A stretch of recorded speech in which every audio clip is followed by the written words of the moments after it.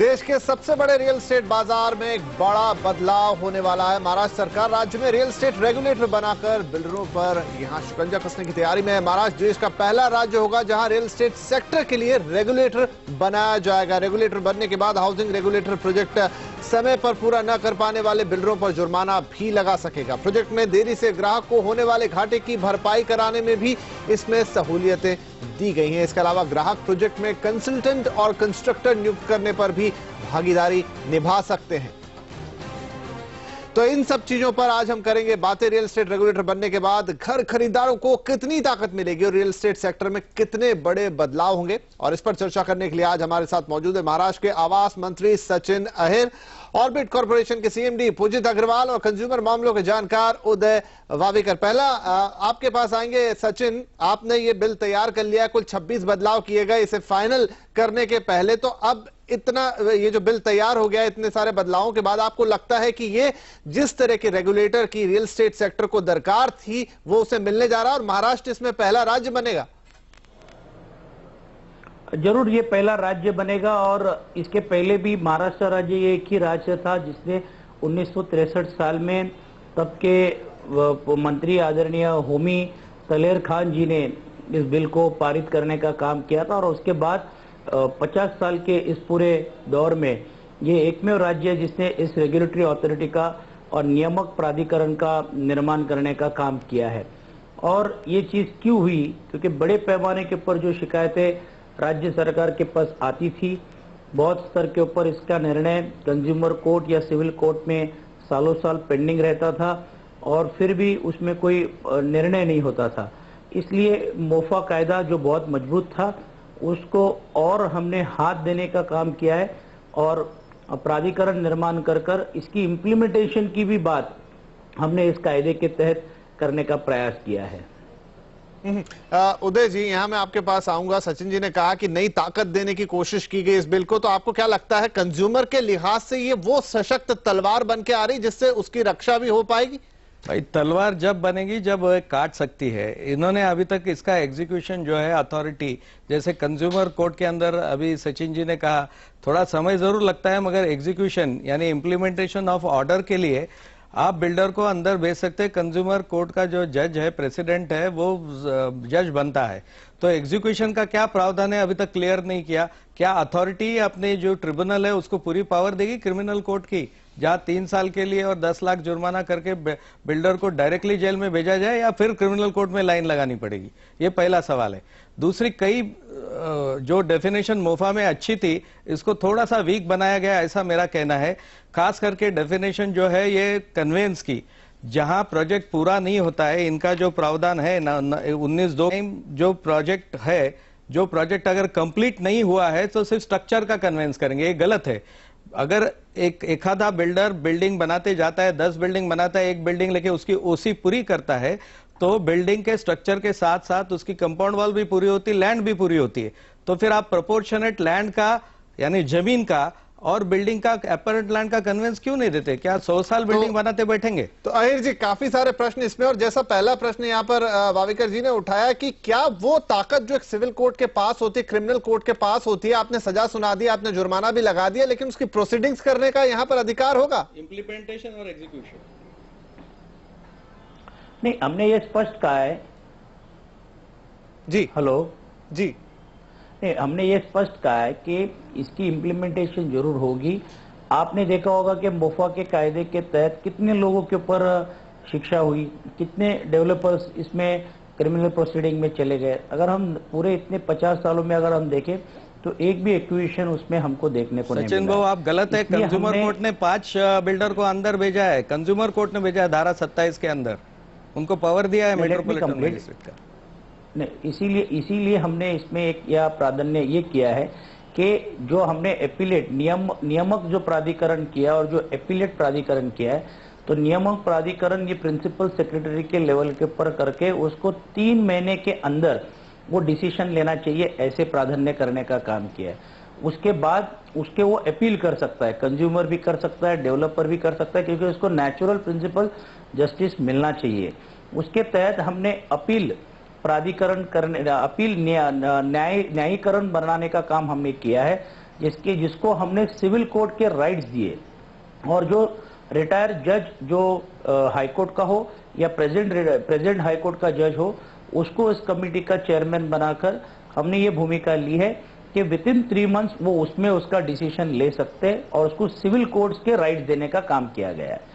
दूसरा प्रश्न उन्होंने कहा कि डीम कन्वेंस की ऐसी क्यों हम लोग के ऊपर नौबत आई, क्योंकि बड़े पैमाने के ऊपर पूरे बिल्डिंगें बनते थे, आधे से ज्यादा बिल्डिंग का काम लोगों को प्रायर ऑक्यूपाई किया जाता था, और बाद में उसका बिल्डिंग का काम कुछ वर्ष के कारण वो पूरा नहीं होता था। तो हमने अब ये स्पष्ट कहा है कि एक तो ओसी लेकर ही उन्होंने देना चाहिए, लेकिन प्रायर ऑक्यूपेशन हम जो देते हैं ओसी के पहले, उसमें भी हमने ये स्पष्ट कहा है कि वो देते वक्त के ऊपर भी आपको उस कंज्यूमर को भी कुछ ना कुछ राइट्स देना पड़ेगा, इसलिए स्ट्रक्चर्स का राइट्स देने का काम हमने किया है। बिल्कुल।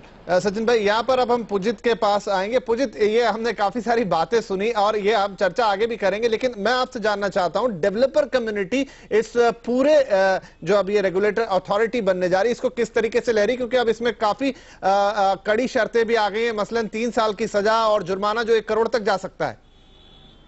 जी, डेवलपर कम्युनिटी ने इसको एक बैलेंस्ड जरूर माना है ये बिल को, लेकिन हर गाड़ी के 4 पहिए होते हैं। तो रियल एस्टेट कम्युनिटी में भी 4 पहिए हैं, एक है डेवलपर, दूसरा है कंज्यूमर, तीसरा है बैंक्स जो फाइनेंस करती हैं एक्विजिशंस को, और चौथी है गवर्नमेंट। तो 3 चीज तो कवर कर ली है ये बिल ने, लेकिन गवर्नमेंट ने जो एक चीज कवर नहीं की है, जहां पे हमें सबसे बड़ी प्रॉब्लम आ रही है रेगुलेशंस में। जो रेगुलेशंस के अंदर हमें परमिशंस मिलनी चाहिए टाइम पे, वो टाइम बाउंड परमिशंस हमें नहीं मिलती हैं, तो इसीलिए प्रोजेक्ट्स लेट होते हैं। अब रेगुलेटर को ये भी देखना जरूरी है कि हमें परमिशंस टाइम पे मिले। तो हम जो है अभी ये गाड़ी को अगर 3 पहियों पे चलाएंगे तो थोड़ा मिसमैच जरूर होगा विपिन जी। राइट, तो ये चौथे पहिए का सवाल भी काफी इंपॉर्टेंट है, लेकिन इसकी चर्चा अब हम एक छोटे से ब्रेक के बात करेंगे। तो यहाँ पर महाराष्ट्र में हाउसिंग रेगुलेटर बनने जा रहा है, इससे एक ग्राहक को कितनी ताकत मिलेगी और साथ में इसके आने के बाद इंडस्ट्री में कितनी पारदर्शिता आएगी, इन सब पर हमारी चर्चा जारी है। सचिन अहिर, पुजित अग्रवाल और उदय वावीकर हमारे साथ बने हुए हैं। आप भी कहीं मत जाइए, हम तुरंत हाजिर होते हैं इस ब्रेक के बाद।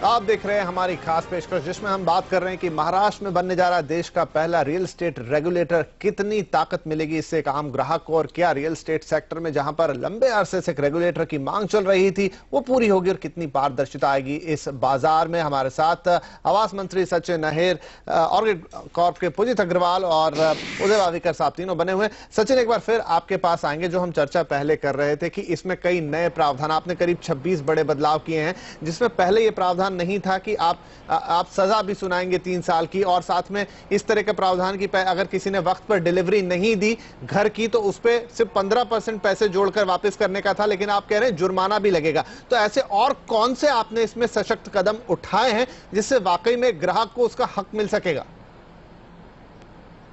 मैं एक स्पष्ट करना चाहता हूं विपिन जी कि 1 वे ट्रैफिक नहीं है, इसको हमने 2 वे बनाने का काम किया है। पुजीत जी ने कहा उसके तरह से मैं भी सहमत हूं कि बहुत जगह पे हम ये डेवलपर्स सभी गलत काम कर रहे हैं ऐसा हम मानते नहीं है, और इसलिए ये भी हो सकता है कि कल जब अगर डिले होता है तो प्रोजेक्ट्स के डिले विद प्रायर परमिशन जो होनी चाहिए, फिर वो म्हाडा हो, महानगर पालिका हो, MMRD हो या कोई अन्य संस्था हो, जिसके तहत उनको वो मिलती नहीं है। इसीलिए अगर हम बिल में अगर हम देखेंगे तो प्रवक्ता को बुलाने का अधिकार और इफ एनी अदर पर्सन, अन्य कुछ ही व्यक्ति, ये एक शब्द प्रयोग हमने बहुत समझ के किया है कि जिसमें अगर प्रवक्ता या ग्राहक अगर कहता है कि डिले हमको इसके कारण हुआ है, तो वो नियामक प्राधिकरण को अधिकार होगा कि ऑन ओथ के ऊपर वो संबंधित अधिकारी को बुला सकते हैं और उनसे पूछताछ कर सकते हैं कि भाई ये प्लान अगर नियम में है तो आप इसको क्यों मंजूरी नहीं दे रहे, क्या दिक्कत है। तो ये भी देने का प्रयास हमने किया है। तो सबसे ज्यादा अच्छा प्राधान्य हमने किया है कि बड़े पैमाने पे हमको ये देखने मिलता है कि प्रमोटर्स या जो प्रवक्ता होता है या जो डेवलपर्स होता है अपनी फाइनेंशियल कैपेसिटी के कारण टाइम पे पूरा डेवलपमेंट नहीं कर पाता। इसलिए हमने इस बिल में ये भी प्राधान्य किया है कि जब ये डेवलपर रजिस्टर्ड हो, उन्होंने अपना 10% का एरिया उनको रिटेन करना पड़ेगा और बताना पड़ेगा कि कहाँ वो रिटेन कर रहे हैं, ताकि अगर ओसी होने तक के उसको रिटेन करने की कोशिश की जाएगी, ताकि अगर वो पूरी बिल्डिंग नहीं बना पाता तो जितने भी ग्राहक है उसमें के 60% लोग अगर आगे आते हैं तो उनकी सोसाइटी को कन्वेंस कर कर एस्क्रो एजेंट बनाकर उनको इस बिल्डिंग का तावा देकर वो आगे का प्रोजेक्ट कंप्लीट करने की भी प्राधान्य हमने इसमें ली है, ताकि ग्राहक यहाँ वहाँ ना जाए और ग्राहक के सामने ये विषय नहीं रहे कि मुझे मेरा घर मिलेगा कि नहीं मिलेगा। दूसरा हमने प्राधान्य, जैसे आपने कहा कि इसमें शिक्षा का प्राधान्य हमने तब लाया है जबकि मोफा में डायरेक्ट इम्प्रिजनमेंट और क्रिमिनल प्रोसीडिंग्स थी, बट इसमें हमने ये बहुत सोच समझ करके लाया है कि ये सिविल मैटर की तरह इसको देखना चाहिए और सिविल मैटर्स के पक्ष इसके लिए हमने पेनल्टी लगाने का काम किया। लेकिन ये भी हमारे समझ में आया और लोगों में जो पब्लिक परसेप्शन हो रहा था कि आप इसमें क्रिमिनल प्रोसीडिंग पूरी लेकिन तरह से सचिन जी, निकाल यहाँ रहे पर एक प्रश्न उसके लिए ये मैं आपको बीच में टोक रहा हूँ। यहाँ पर एक प्रश्न ये है कि जो आपकी ये अपीलेट ट्रिब्यूनल होगा या जो आपके अथॉरिटी होगी, क्या वो खुद ही सजा सुना पाएगी या वापस आपको रुख कोर्ट का ही करना होगा? नहीं, अपील न्यायीकरण जो है, जो प्राधिकरण है, वही सजा सुना सकती है। लेकिन कब सुनाएगी? जब उन्होंने पेनल्टी डिसाइड की, वो पेनल्टी भरने के लिए विकासक या जो प्रवक्ता है वो नाकामयाब होगा, तब वो ये सजा सुना सकते हैं। डायरेक्टली डिफॉल्ट हुआ है या डायरेक्टली उसने कुछ गलत किया है तो उसको डायरेक्ट क्रिमिनल प्रोसीडिंग के तहत उसको सजा वो सुना नहीं सकती।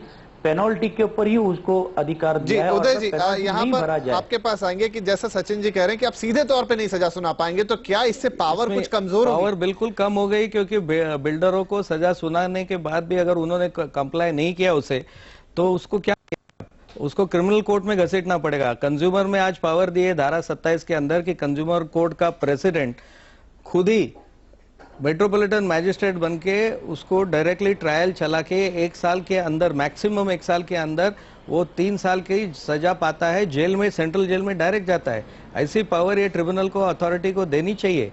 नहीं तो वो डिक्री अगर क्रिमिनल कोर्ट में ले जाए या सिविल एग्जीक्यूशन में ले जाए, सचिन राव को मालूम है कितने साल लगते हैं। एक अब पुजित के पास एक बार फिर आएंगे। पुजित, यहाँ पर मंत्री जी ने हमसे कहा कि उन्होंने ये भी व्यवस्था की है कि अगर मान लीजिए कि कोई आपकी जो एग्जीक्यूशन से, जो आपकी फाइलिंग वाले जो पूरे प्रोसेस है उसमें अगर कोई दिक्कत हो रही है तो उसका भी उन्होंने एक प्रावधान किया है। तो आपको लगता है कि अगर मान लीजिए ये चीजें समय पे होती है तो बहुत सारी डिस्क्रिपेंसीज जो हमें बिल्डर साइड पे देखने को मिलती है, प्रोजेक्ट में देरी, वक्त पे पोजीशन ना देना, बीच में भाव बढ़ा देना, एरिया घटा बढ़ा देना, क्या इन सब चीजों पर इस रेगुलेटर के आने के बाद रोकथाम लगेगी? बहुत लगेगी।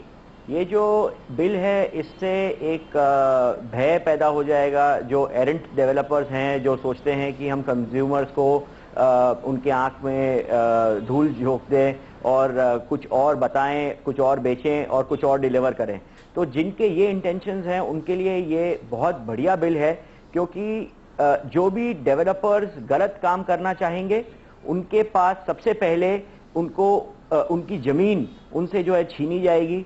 जो वो पर्टिकुलर प्रोसेस है कि आपसे एक जमीन छीन के 60% बायर्स के पास जो है आप जमीन दे देंगे और डायरेक्टली उनके पास पावर्स बायर्स के पास आ जाएंगे कि they can go in for deemed conveyance. ये इटसेल्फ एक बहुत बड़ा भय है, एक डेटरेंट है अगेंस्ट द डेवलपर, जो अगर वो गलत काम करें तो सबसे पहले penalty, criminal prosecution and direct conveyance, ये 3 चीज अगर आप डिफॉल्ट करते हैं तो आपके अगेंस्ट, तीनों चीज के अगेंस्ट वो एक्शन लिए जा सकते हैं और ये बहुत बड़ा डिटरेंट है। और इसके हिसाब से a lot of developers will, जो सोचते थे कि भाई हम कुछ और बनाएंगे, बेचेंगे कुछ और, तो वो कंट्रोल में आ जाएगी। Right. So I feel that is a step in absolutely the right direction. बिल्कुल बिल्कुल। तो यहाँ पर हम लेने जा रहे हैं एक और छोटा सा ब्रेक, लेकिन एक बड़ा सवाल इस ब्रेक के बाद हम उठाएंगे कि इस रेगुलेटरी अथॉरिटी के आने के बाद क्या ये बड़ा बदलाव भी आएगा कि जो प्राइजेस हम मार्केट में देखते हैं उस पर भी कहीं किसी तरह का कंट्रोल आएगा? जो रियल प्राइस है क्या वो मार्केट में एग्जिस्ट करेंगे? और बायर जिसके लिए वक्त पर घर मिलना तो बहुत जरूरी बात है, लेकिन सही कीमत मिलना भी उसके लिए बहुत जरूरी चीज है, क्या वो इससे तय हो पाएगी? ये सब कुछ इस छोटे से ब्रेक के बाद।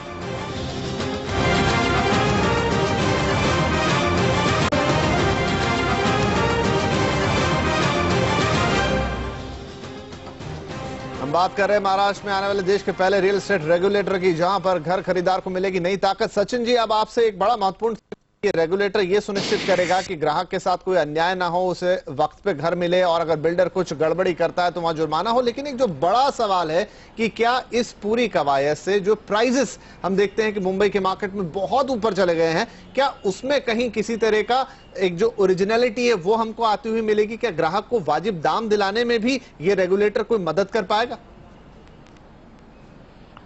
सभी चीजें और अपेक्षा मुझे लगता है एक रेगुलेटर के साथ करना मुश्किल होगा। जहां तक प्राइसिंग का सवाल है कि हमने अब इस जो बिल में हमने देखा है कि जो खरीदी और बिक्री, जो कंज्यूमर और उसमें जो ट्रांजैक्शन होता है उसको कैसे लोगों के सामने उसका डिस्क्लोजर किया जाए, डेवलपर रजिस्टर्ड होने के बाद बिना रजिस्टर्ड होने के सिवा वो बेच नहीं सकता, ये सब चीजें हमने की है। प्राइसिंग के बारे में हमारा जरूर शासन बोलकर विचार है, लेकिन हमारा ये स्पष्ट मानना है कि इंडिविजुअल और प्राइवेट प्राइसिंग में जाने से अच्छा हमारी ये जवाबदारी है कि हम सप्लाई को कैसे बढ़ाएं। और इसीलिए हमने उपनगरों में ज्यादा एफएसआई देने की बात की। 33.7 में अब ज्यादा एफएसआई हम दे रहे हैं, 33.9 की पॉलिसी हम ला रहे हैं और 33.5 के तहत पॉलिसी में हमने 2C1 2C2 के तहत हाउसिंग स्टॉक्स तैयार करने का काम किया है। और माडा ने एक नया धोरण लिया है जिसको हम ज्वाइंट वेंचर बोलते हैं एमएमआर रीजन में। तो हमारा ये मानना है कि प्राइसिंग में राज्य सरकार ने हस्तक्षेप करने से ज्यादा अगर हम सप्लाई बढ़ाने का काम में अगर हम ज्यादा ध्यान दें तो हो सकता है कि सप्लाई और डिमांड अगर मिल गया तो प्राइसेस में बड़े पैमाने के ऊपर करेक्शंस आगे के कुछ सालों में हमको देखने को मिलेंगे। राइट पुजीत, जैसा मंत्री जी कह रहे हैं कि मतलब रेगुलेशन आएगा तो शायद वक्त पर चीजें पूरी होंगी और डिमांड सप्लाई वाला जो सिनेरियो थोड़ा बेहतर होगा। आपको लगता है कि ये रेगुलेटरी अथॉरिटी बनने के बाद, रेगुलेटर आने के बाद जो डिलाई हम देखते थे, प्रोजेक्ट डिले हो जाते थे, वो अवधि छोटी होगी तो इससे कहीं सप्लाई बढ़ने से प्राइस करेक्ट होते हुए दिखेंगे? विपिन, ये जवाब को मैं दो हिस्सों में रिप्लाई करूंगा। मैं सबसे पहले ये बताऊंगा कि जो गवर्नमेंट ने 4-5 साल पहले आईटी पॉलिसी जो चेंज की थी मुंबई शहर में और उन्होंने एफएसआई बढ़ाई थी, डबल कर दी थी, उसके तहत जो ऑफिस कमर्शियल स्पेस अवेलेबिलिटी हुई है मुंबई में तो वो एक बड़ी तादाद में अवेलेबल हुई। और आज आप देख रहे हैं कि 40 से 50% भाव कमर्शियल स्पेस के कम हो गए हैं ऑफिस स्पेस के। बहुत ज्यादा ऑफिस स्पेस भी अवेलेबल है। तो ये जैसे सचिन भाव ने कहा कि सप्लाई बेस्ड है, तो सिमिलरली अगर सप्लाई हाउसिंग स्टॉक की अच्छी रहेगी बंबई शहर में तो प्राइसेस ऑटोमेटिकली कम होंगे। अब एक अहम मुद्दा ये उठता है कि हम कैसे इस हाउसिंग स्टॉक को इंक्रीज करें, कैसे हम टाइम पे अप्रूवल्स लेके आए। आज अगर हम कोई भी अप्रूवल में के लिए जाते हैं हमें 2 से 3 साल लग जाते हैं प्रोजेक्ट लॉन्चेस के लिए।